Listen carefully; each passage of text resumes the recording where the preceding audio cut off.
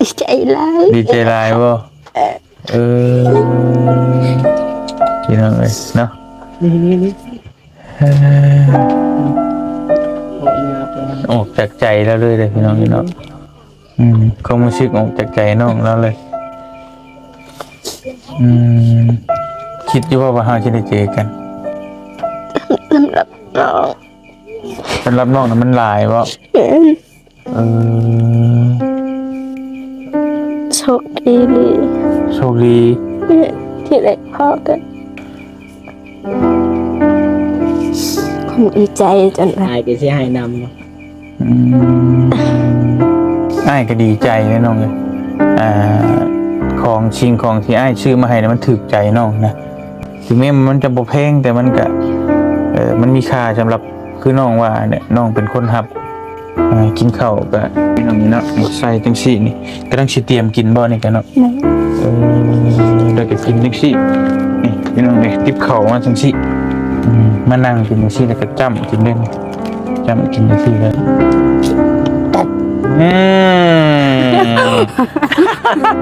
เห็นป่ะหุ่งไปนี่ป่ะมันมีหลายแบบโอ้ย มีหลายสีนี่ใส่ไว้อีกสีก็ได้นี่มาเกาะไว้อยู่ใส่ก็ได้นี่นี่แล้วก็ถ้วย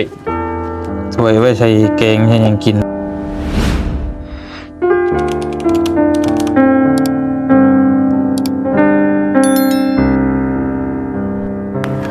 บ่ให้อายบ่ กราบทักทายสบายดีพ่อแม่พี่น้องเบอร์สุขุสู่คนเนาะพี่น้องเนาะบ่ว่าสิอยู่ในและก็ต่างประเทศพี่น้องก็ยินดีต้อนรับเข้าสู่ช่องบ่เตียงทองเนาะซาแนลคือเก่าพี่น้องเอ้ยมื้อนี้บ่เตียงก็อยู่บ้านอาลิงเมืองตะแตงแขงซื้อกองคือเก่าบ่เตียงมาหาทางครอบครัวของยายน้อยเนาะแล้วก็สิไปเยี่ยมยามเบิ่งทางครอบครัวน้องเดิมนี่ก็ที่เพิ่นอยู่คนเดียวพี่น้อยก็ตายตนอยู่นะทางเฮากับพี่น้องเนาะจักสิว่าจังใดพี่น้องเพราะว่าเพิ่นนี่ก็สุดๆเรื่องความลำบากลำบนพี่น้องแต่ว่ามื้อนี้เฮาก็สิมีแนวไปให้เพิ่นอยู่พี่น้องเนาะพอเพิ่นดีใจผู้ใหญ่เพิ่นฝากเงินมาให้บ่เตียงจำนวนหนึงพี่น้องเนาะแล้วก็บ่เตียงซื้อแสงสว่างไปให้เพิ่นมื้อนี้พ่อแม่พี่น้องเอ้ยเดี๋ยวสิเป็นอย่างนั้นเดี๋ยวไปเบิ่งนํกันเนาะพี่น้องเนาะเมื่อนั้นบ่เตียงเห็นพี่น้องเลยหวดเข่าแล้วมันขาดไปเลยบ่เตียงก็ได้ซื้อ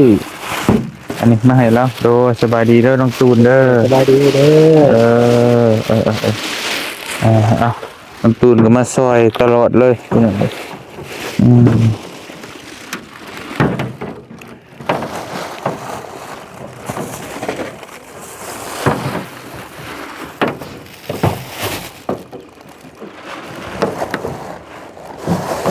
ถ้วยบวงเนาะนี่บ่เตียงเนี้ยมาให้เราเพราะว่ามื้อนั้นเราบอกว่าเราญาติคือหน่อยเนาะนอนคนเดียวเลยญาติว่าซั่นเห็นว่าโอ้ยผู้หญิงอยู่คนเดียวมันมืดมันหนังนะนอนก็บ่รับแล้วบ่เตียงก็เลยจัดไฟโซล่าร์เซลล์มาให้เรามื้อนี้พี่น้องเนาะเก็บไปหาแล้วน้ำกันแล้วก็กระตุกใส่ผักเข้าพะเลงพะง่ายพี่น้องเอ้ยไป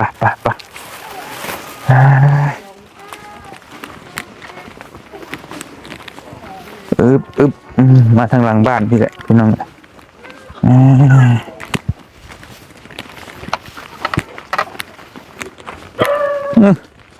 เห็ดอย่างดิพี่น้องเอ้ยเนาะ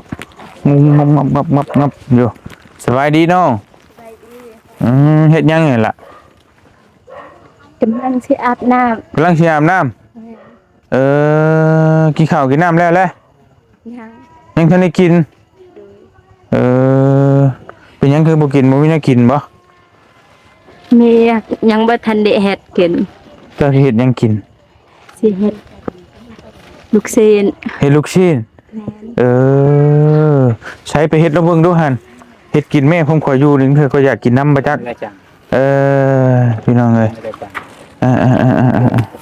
ไป ไปคือมืดคือปี้แท้นี่เนาะ ขึ้นแล้วบ่ได้ มาเราก็ได้เอามานี่ก็ได้บ่มีไฟบ่นางมาพี่น้องเอ้ยเอาขอบคุณขอบใจหลายๆเด้อน้องเด้อเอาโคมก่อนโอเคขอบใจหลายๆทั้งน้องๆเพิ่นพี่น้องเอ้ยถือซอยไปเดี๋ยวสิมาเบิ่งน้องเพิ่นเจ้าเฮ็ดลูกชิ้นกินลูกชิ้นเขาชื่อมาให้มื้อนั้นบ่อืมพี่น้องเอ้ยมันยังอยู่บ่ใช่มันบ่ได้บูดบ่ ค่อยนึ่งแล้วค่อยตากไว้ ตากแดดไว้อีกเอาเจ้าสิเฮ็ดได้กินนั่นน่ะเอาพี่น้องเฮ็ดลองเบิ่งดู สินึ่งแล้วกิน นึ่งแล้วกินเลยเจ้ากินแบบไรน่ะเจ้าบ่มีพื้นมีไฟฮะ ไปเฮ็ดแล้วไปกินเพิ่น ไปกินอยู่เฮือนหมู่ไฟเจ้าบ่มีบ่ล่ะ บ่ โอ้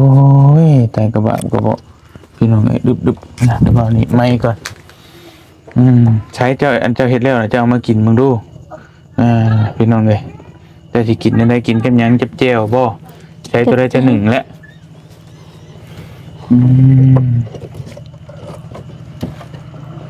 เตียงกิจสาธิตชีวิตจริงแล้วการเป็นอยู่ของเราได้พี่น้องเห็นเนาะเราเฮ็ดแบบใดเราอยู่จังใด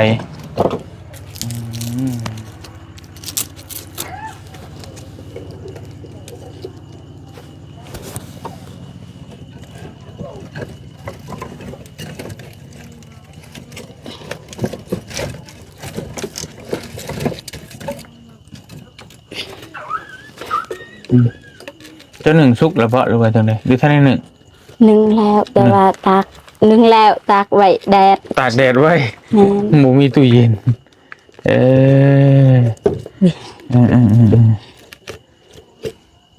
อีเหนียวพอ อันจิบูเฮียวปันเฮ็ดบดตางแหงผู้บ่ปันพี่น้องเอ้ยโอ้ยเนาะ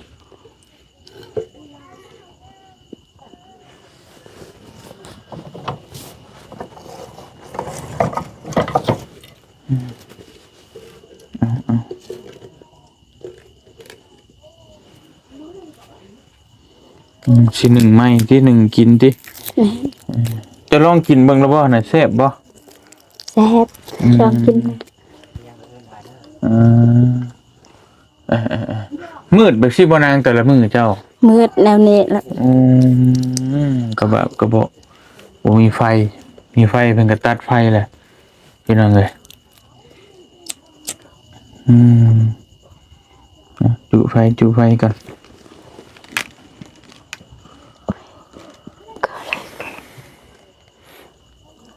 คือบ่ให้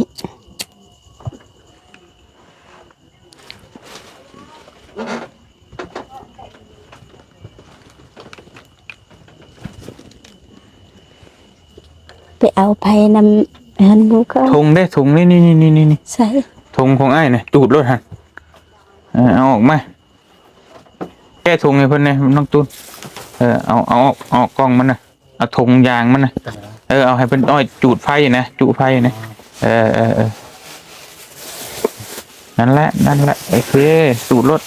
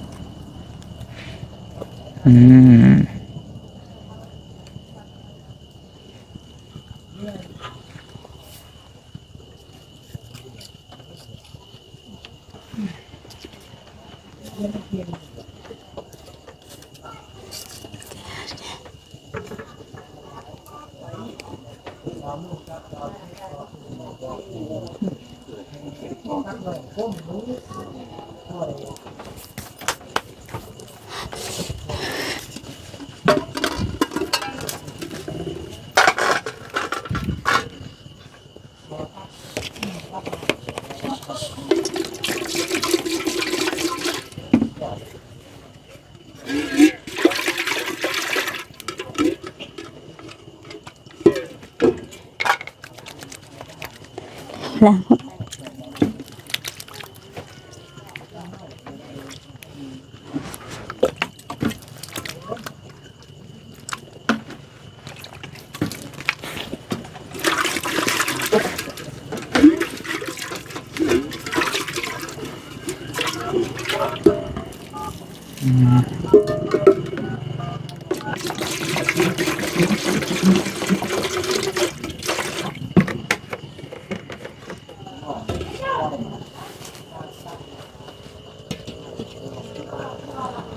อืม1 บาทพี่น้องเนาะหนึ่งเอาลูกชิ้นบ่ตัวเองซื้อมาให้ลูกชิ้นโลเดียวกินจักมื้อได้หั่นน่ะเบิ่งหะ กับมื้อนี้ ตากแดด1แล้วก็ตากแดดไว้ แม่น กินเทื่อจักหน่วยบัดนี้ เอเสียดายเลย สิไรบ่เป็นหยังทีมรถ1 2 3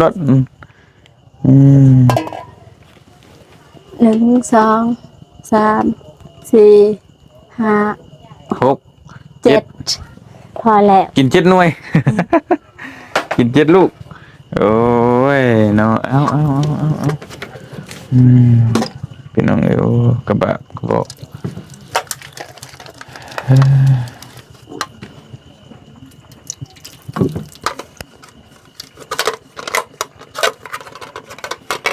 แนวล่างก็บ่มี หืม แนวล่างหาก็บ่มี โอเคพี่น้องเอ้ยดูมืดไปสิแล้วน้องแต่ละมื้อเนาะ แม่น โอ้งมกินโอ้โคมก็บ่มีบ่ บ่มี ไฟฉายก็บ่มี บ่มี โอ้ยพี่น้องเนาะหลังจากที่อ้ายเอาวันนั้นมาให้มื้อนั้นเจ้าเฮ็ดได้กินผักกาดเจ้า ต้มเอา ต้มเอาแซ่บบ่ล่ะ แซ่บ แซ่บ ไข่ได้จะเฮ็ดได้กิน ต้มตัวหนึงมันแตก เอาจะเฮ็ดได้ให้มันแตกย่างอยู่บ่ตัวนี้หาไข่ ยัง ย่างอยู่กิน3หน่วยไข่ เจ้าใส่น้ำบ่แม่นน้ำร้อนเด้เจ้าจังใส่ได้เจ้าใส่โลดเจ้าข้างหม้อไปสิเด้เจ้าเอาต้มเลย แม่นก็เฮ็ดแล้วนั่นแต่ตัวหนึงมันแตกตัวหนึงแตกคือกันแต่ตัวหนึงกินได้ กินแซ่บอยู่บ่ แซ่บ เออ เคยทอดอยู่บ่เคยทอดกินบ่ บ่ มื้อหน้าก็สิมาทอดให้เจ้ากินบ่ กิน ยังอยู่แม่นบ่ ฮะ ยังอยู่แม่นบ่ไข่ ยัง โอเคพี่น้องบ่เคยกินทอดไข่จักเทื่อ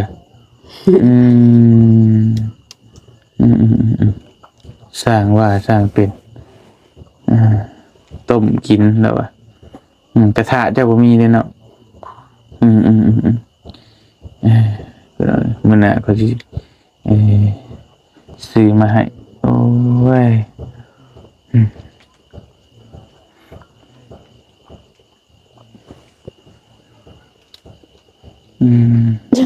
ให้มันมา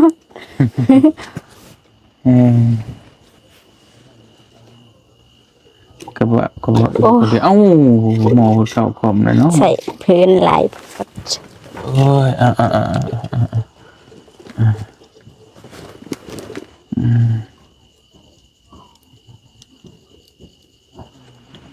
โอ้ยพี่น้องเลยมาบ้านนี้มื้อนี้แล้วว่าเอามีแนวมาให้มื้อนี้ให้ถ้วยบ่มาเป็นหยัง บอก บ่ฮู้บ่สิ่งที่เจ้าอยากได้ในครอบครัวเจ้าดีคือมีหยัง จากไหนแนวหุง แนวหุงมันมืดบ่ล่ะ มืด พี่น้องเอ้ยมันมืดแล้วย่านบ่ ย่าน อยากได้แนวหุงคืออยากได้ไฟนั่นเองพี่น้องเนาะเบิ้งใช่ไหมเดี๋ยวหาน้องคุณเด้อพี่น้องจับกล้องให้นี่พี่น้องเนาะมาบาทนี้ก็จะเอามาให้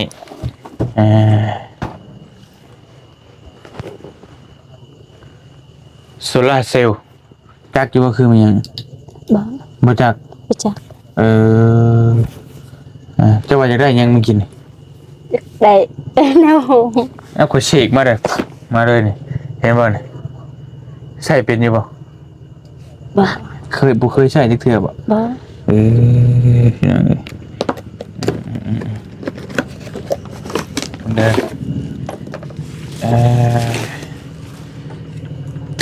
ผมอยู่บ่ทันได้ตากแดดครับ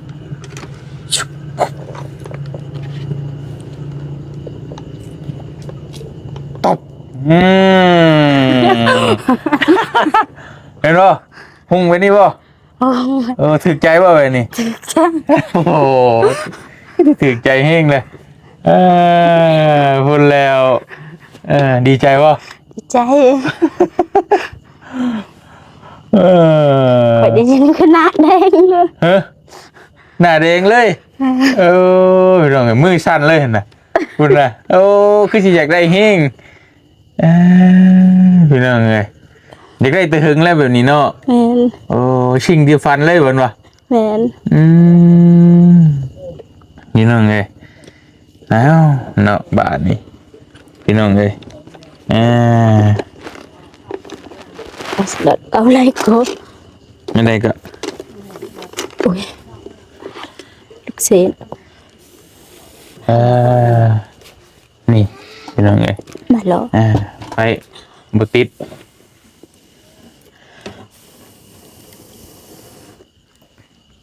เป่าอีก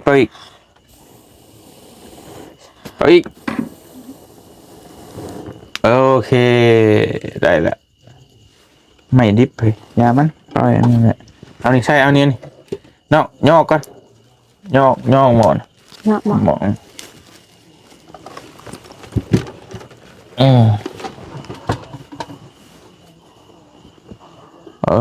จุดใช่นี่มันใหม่ได้แล้วบัดนี้พี่น้องเลย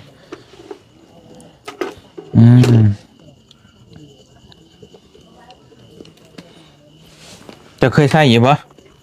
บ่ บ่กังเว้นเนี่ยจะเอานี่ไปตากแดดเด้อ เอาไปป้าไว้ตากแดดพี่น้องเลยเนาะแล้วก็นี่มีคอหอยอีกนี่พี่น้องเลยคุมตะโคดเข่าเพิ่น ให้ตัวนี้ก็ซะ ยามัน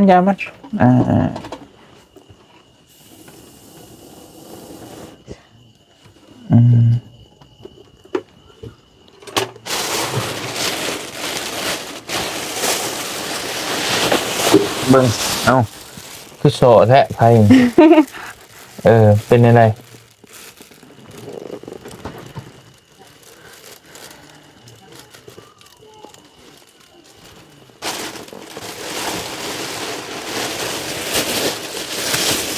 เป็นอะไรคือโซ่แท้เบิ่งอย่าพ่อใส่เอาอีกก่อนเอาเบิ่งมันคือมักโซ่แท้อาจจะมันใหม่เขาหัวจะผมบัด สงสัยไผคือสิเขิน ไพ่เขินเลยบอกไปเลย ซะ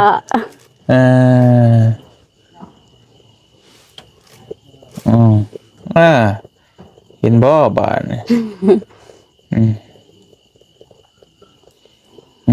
จำสิไหมบาทนี้ใส่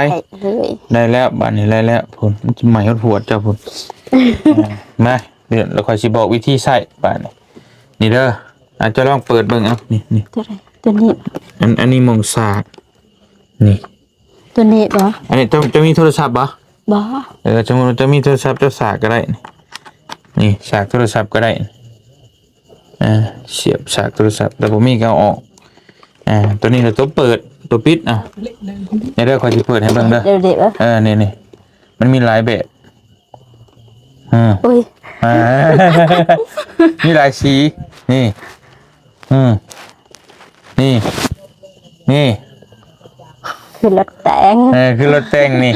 คือเทคนิคก็มีนี่พี่น้องไอ้พูดหากว่า คัก นี่อันนี้จึงไว้เลยตัวนี้เราต้องเปิดเบิ่งเอาคมนะนี่บีบจับเลย เจ็บเลย เอา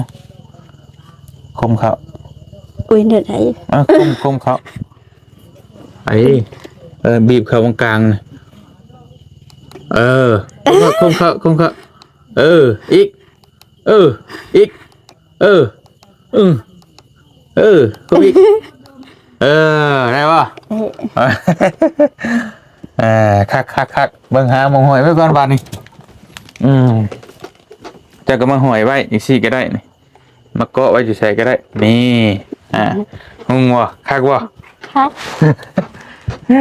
เจ๊งพี่น้องไงบ้านนี่ซ้ำสิกินข้าวเจ้าบ้านนี่พี่น้องไงเนาะเอาจับมานี่พอยเห็นหัวเจ้าขาดเขาก็เลยซื้อมาให้ใหม่นี่ใหม่บ้านแล้วก็ถ้วยไว้ใส่แกงให้ยังกินเด้อมัน10 ใบอยู่เลยแล้วก็บวงซ้ำสิใส่แล้วแบบนี้ ใส่แล้วบัดนี้นี่ซ้ำสิใส่เจียวเจ้าน่ะแล้วก็กระโตกใส่นี่กินข้าวก็ต้องมีผ้าขาวผ้าน้ำใส่นี่กินตัวหลายๆเลยดีใจบ่ ดีใจเอง ซ้ำนี่ก็บ่มีบ่เคยมีบ่บ่อยาก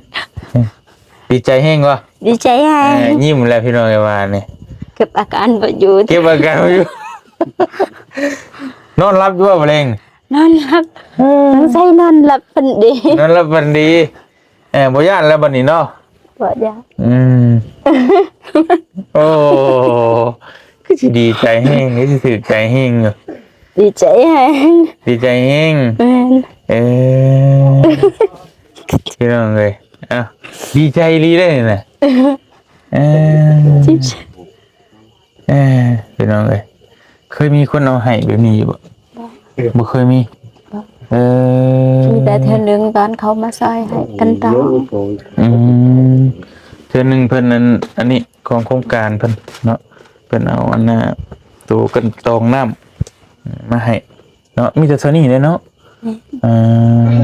แล้วที่เหลือก็บ่มีรู้สึกดีใจที่ได้พอน่าอายดีใจแบบใดรู้สึกดีใจที่แบบเราได้เจอกันจังซี่ได้เจอกับชุมอ้ายนี่แม่นรู้สึกโชคดี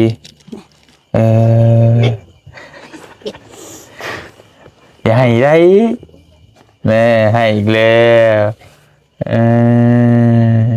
ดีใจหลายบ่พี่น้องเอ้ยเนาะนี่ออกจากใจแล้วเลยพี่น้องเนาะความรู้สึกออกจากใจน้องแล้วเลยคิดอยู่ว่าเราจะได้เจอกันเคยคิดอยู่บ่เคยมันเป็นไปได้คือต้องดีใจไปนั่นเพราะอ้ายก็ชื่อน้อยๆเดียวนึงมาให้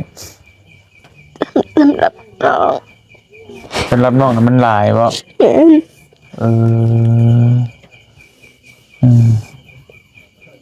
โชคดีที่ได้พอกัน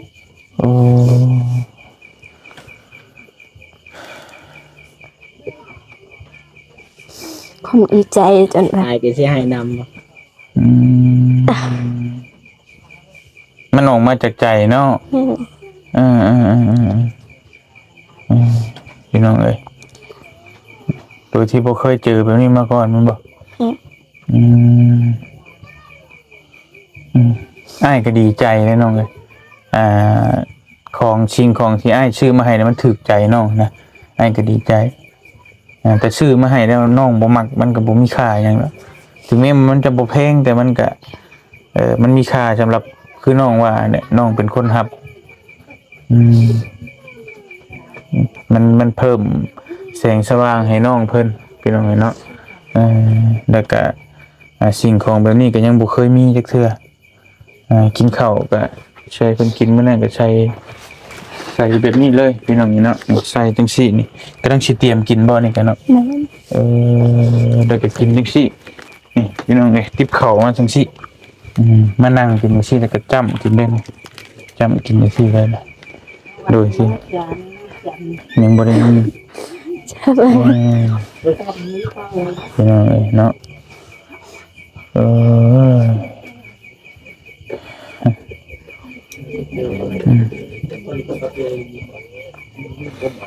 เอาแล้ววันนี้อ้ายอยากถามน้องหน่อยหนึงในชีวิตน้องนี่มีคนเคยเอาเงินให้หลายชุดเท่าใด 20,000 20,000 30,000หลายชุดแล้วบ่ 30หลายสุด โอ้ ตอนน้องบ่สบายให้30,000เพิ่นบอกให้ข้อยไปซื้อยา เพิ่นบอกให้เจ้าไปซื้อยา นะ หลายชุดเลยสำนั้นเนาะ หลายสุดแล้ว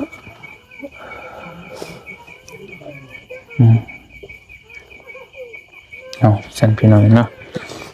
มื้อนี้อ้ายก็สิมีเงินให้เจ้าอยู่น้องเอ้ย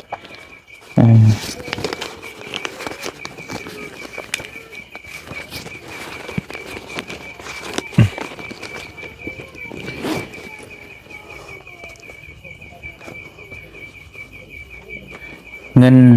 400,000กีบนี่หลายบ่สำหรับน้อง หลาย หลายบ่ หลาย ซื้อหยังได้แน่น้อง ซื้อหลายอย่าง หลายอย่างเลย นะ เอาหับไว้ ใจเด้อ เจ็บไว้ได้ความไข่ไว้แม่ให้อยู่ดีแม่แห้งปรารถนาสิ่งใดให้ได้สิ่งนั้น ดีใจบ่ ดีใจ เงินนั่นเนี่ย ดีใจเงินนั่นนี่ก็บ่เป็นเงินอ้ายดอกเงินผู้ใหญ่เพิ่นฝากมาให้เด้อมีเมเลเนาะพี่น้องเนาะเมเลเพิ่นอยู่ต่างประเทศเพิ่นฝากมาให้1,000 บาทแล้วก็ไอ้เตอเนาะพี่น้องเนาะไอ้เตอเพิ่นฝากมาให้500 บาทพี่น้องเอ้ยนะรวมทั้งเบิดน่ะเป็น1,500แล้วก็บ่เตียงซื้อไฟนี่ก็600 บาทแล้วก็ซื้ออันนี้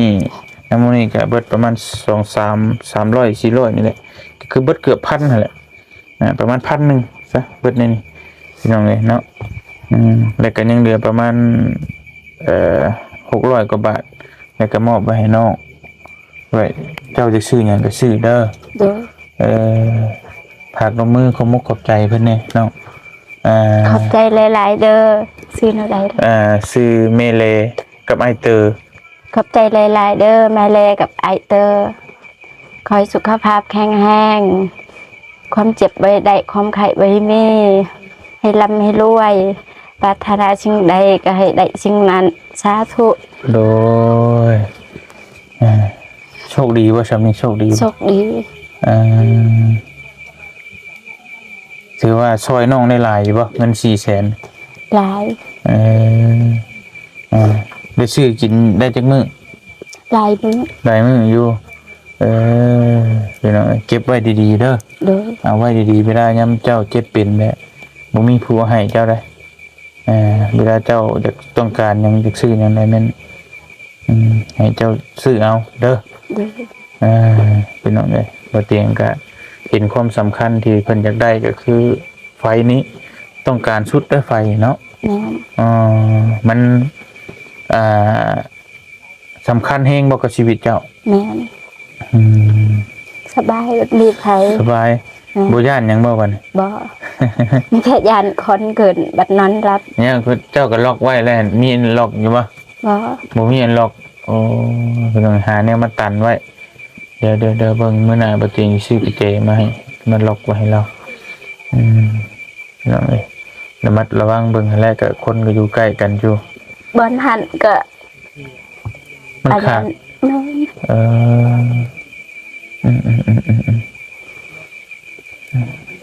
พี่น้องเอ้ยเดี๋ยวจังเว้ากันอีกเทื่อนึงกระบะน้องเพิ่นมองอยู่มองนอนก็จะนอนอยู่นี่เด้อบ่ แม่ นอนสูงๆไว้สิ ตอนเวลาน้องมาให้น้องตัวอยู่ถึงให้คอยอยู่ลม ใส่หมอนเจ้าได้ บ่มี บ่มีฮอดหมอน เอ้า แต่ผ้าห่มเฮ็ดหมอน มีแต่ผ้าห่มเฮ็ดหมอนโอ้ยโทพี่น้องเอ้ยก็บาปก็บอกอ่ะเสียจักหน่อยพี่น้องเอ้ยให้เพิ่นอันน่ะให้เรากินข้าวกินน้ำแล้วเฮาก็สิกลับก่อนเนาะพี่น้องเนาะอืมใกล้สิสุกแล้วประจักษ์หั่นพี่น้องเอ้ยเนาะสองหนุ่มเฮาขอบใจหลายๆเด้อ พี่น้องเอ้ยเนาะเดี๋ยวถ้าให้น้องไปกินข้าวกินน้ำแล้วเฮาจังสิเมื่อ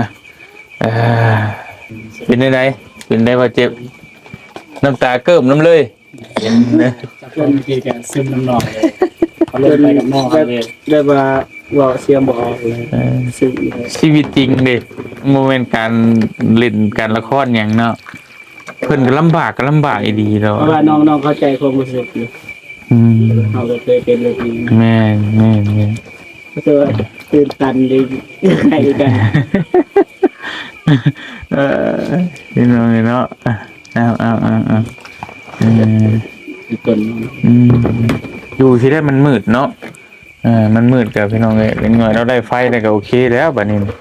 แล้วก็บ่ย่านแล้วว่ะพี่น้องเอ้ยแต่ก็บ่โอ้ย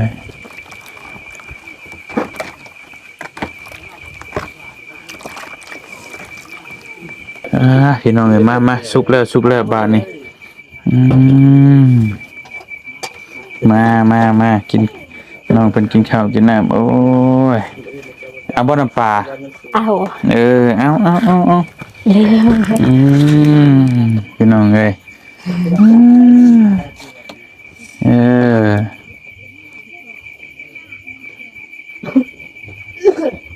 วันที่บ่ลกอะไรเด้อ โอ้ยหลายโพสเอ้ยมาเด้อกินข้าวทีมงาน กินข้าวเด้อทีมงาน กินข้าว กินล่ะกินไอ้กินแล้วก็มากินนี่ กินเด้อทุกคน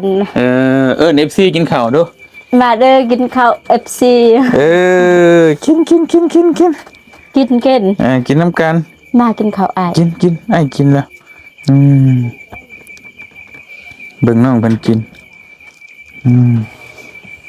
ครับ แซ่บบ่ แต่ โอ้ยพี่น้องเอ้ยป้าอิ่มบ่ทุกชิ้น7หน่วย7ลูก อิ่ม3 หน่วยกินก็อิ่ม 3หน่วยก็อิ่ม แม่น จำเจียวพริกผงกับลูกชิ้นบ่เตียงซื้อมาให้มันน่ะ7ลูกแซ่บสำนั้นก็ได้อิ่มแล้วก็นอนบัดนี้เนาะ แม่น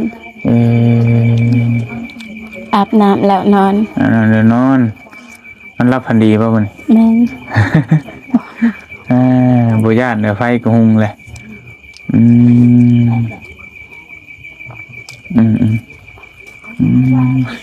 แซ่บแห้ง แซ่บแห้งกินกินไง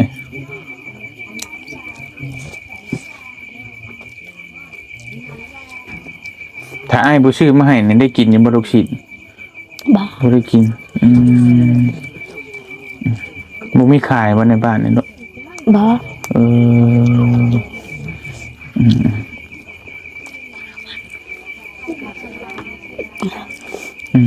กินก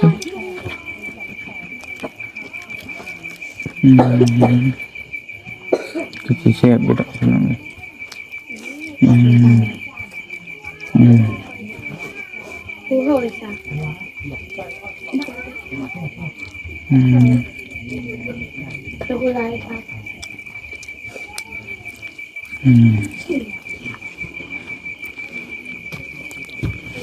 กินข้าวแล้วกินนมเด้อสิได้มีแห้งกินรสสิได้มีเหือมีแห้งพี่น้องเอ้ย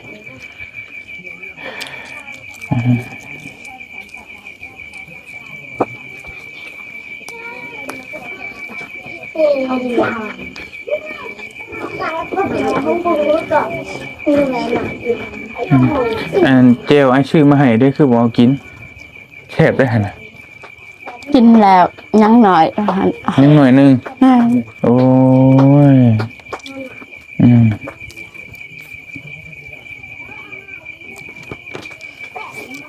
อืมกินพี่น้องเลย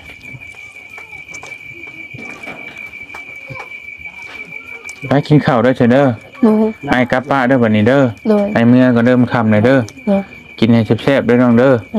เดินทางปลอดภัยเลยบอกว่าถ้า เออดีว่าเป็นยังกินโดดเป็นน้องกินแซ่บไหมก็ดีใจนำเป็นน้องไอ้กินแซ่บๆเด้อ โดย มื้อหน้าสิแวะมาหาใหม่โดยไปกลับก่อนบัดนี้เนาะกินแซ่บๆเด้อน้องเด้อโดยไปพี่น้องไอ้บ่เตียงก็สิขอตัวเดินทางกลับก่อนบัดนี้เนาะ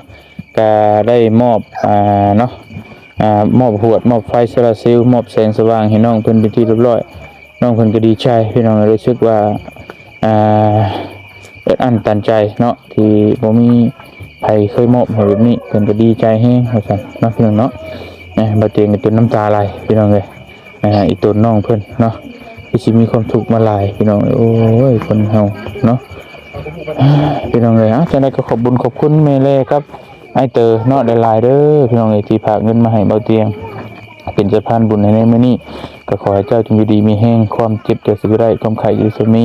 ปรารถนาสิ่งใดขอให้ได้สมความมุ่งมั่นปรารถนาทุกสิ่งทุกประการเนาะนอนรับก็ขอให้ได้เงินหมื่นนอนตื่นก็ขอให้ได้เงินแสนแบกมือมาขอให้ได้แก้วมณีโสดโทษให้อย่าให้มาพานมันให้อย่าให้มาเบียดและกิเลสทั้งหลายอย่าให้มีมาใกล้บ่ว่าเศรษฐกิจการงานใดๆก็ขอให้เจริญรุ่งเรืองในหน้าที่การงานตลอดปีและตลอดไปสาธุไปสำหรับมื้อนี้บ่เตียงขอตัวเดินทางก่อนค่ำมืดตื่นตาแล้ว